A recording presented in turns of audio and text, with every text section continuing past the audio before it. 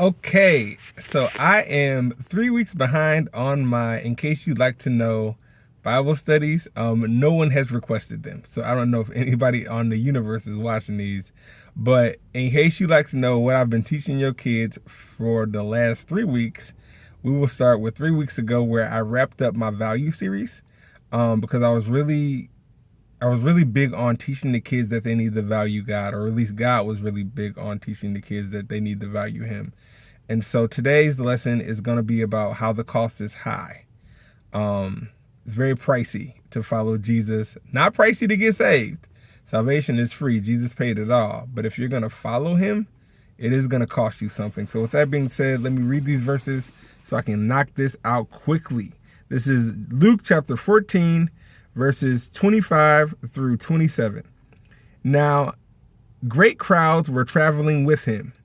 So he turned and said to them, "If anyone comes to me and does not hate his own father and mother, wife and children, brothers and sisters, yes, and even his own life, he cannot be my disciple. Whoever does not bear his own cross and come after me cannot be my disciple." So Jesus is basically saying to count the cost. And so what he's saying is not to hate your mother and your father and your sister and your brother, but in comparison to how much you love him, it looks like hate. So he's basically just saying in a nice way, I got to be number one. I can't be number two.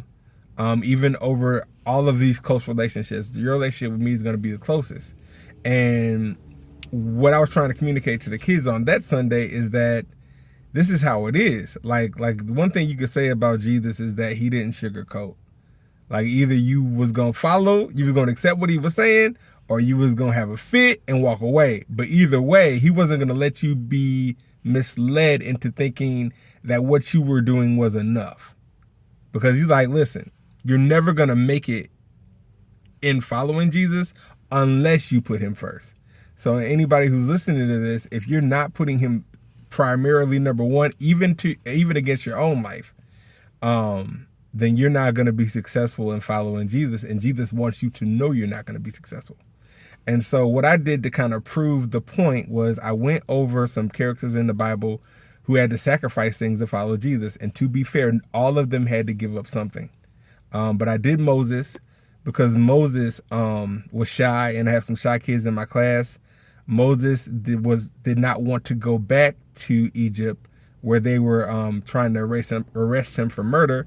And he was afraid to talk. He was afraid to use his mouth. Some people record that he stuttered. But he had to overcome that. He had to overcome that uncomfortability of public speaking. He had to overcome the fear of being murdered, and he went. He went to Egypt and set those people free. He had to overcome that, but that's what he had to give up. And then we went over Mary, Mother Mary. Mary, the mother of Jesus, was told by the angel Gabriel that she was going to have a baby without sleeping with a dude. She and her husband were the only two people, or her boyfriend at the time, were the only two people who were told this. Everybody else looked at Mary like, wow, you cheated on your boyfriend. You are out here, you looking a mess, out here having babies out of wedlock. And so Mary's sacrifice, amongst other things, was her reputation. Like her reputation was kind of washed for a little while, being the mother of Jesus, because if anybody came up to us right now and said, hey, I got pregnant and there was no dude involved, this immaculate conception, we'd probably look at them crazy. They did the same thing to her. And then we went over Jesus. And of course, you guys know Jesus' story. He ended up dying on the cross. It cost him something too. And so it would be foolish for them or for us to believe that it's not going to cost you something. It always costs you something to follow Jesus. And so then after we wrote down Moses' name and Jesus' name and Mary's name and Joseph's name, then we wrote down the kid's name, Kennedy's name, Jalea's name, Trey's name. And we said, well, what is it going to cost you? Because you know you're going to have to give up something, right? And so at that point, I kind of reminded them that, this Easter play they were working on is probably something that you don't want to do. But it's going to cost you. And so you're going to have to make up your mind is if you're going to pay the price or not. But let us not kid ourselves. Either you're going to do it and be successful in your walk with Christ, or you're not, and you're just going to be left behind. Because that's the way Jesus states things. So that was the first lesson on my 3-week marathon. Let me stop the video so I can do another one. Thank you for listening.